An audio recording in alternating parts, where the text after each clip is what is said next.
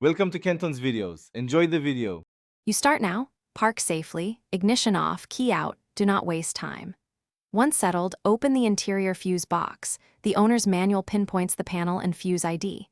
You remove the panel cover carefully and identify the fuse labeled radio, audio, or infotain.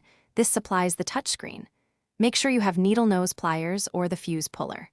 This is the first actionable step because cutting power to the unit forces a full reboot. That clears software, hangs at the hardware level.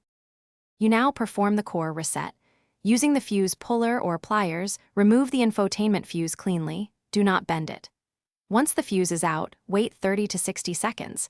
That pause lets internal capacitors discharge and volatile memory clear, which is why the screen loses its frozen state. While you wait, inspect the fuse blade for pitting or a gap. If it's blown, replace with an identical amp rating. This step is the decisive interrupt. Software power is fully removed. You finish by reinstalling the same amp fuse firmly. Close the panel, then start the ignition and watch the touchscreen boot. Once it powers up, test basic functions, radio, navigation, touch responsiveness, to confirm the reset worked. If the screen remains unresponsive, make sure battery voltage is healthy, then try a longer battery disconnect of 10 minutes. If that still fails, the issue may be corrupt firmware or hardware and needs dealer reflash or replacement. For most freezes, the fuse pull fixes it, so try that first. Thanks for watching. Consider subscribing if we helped you.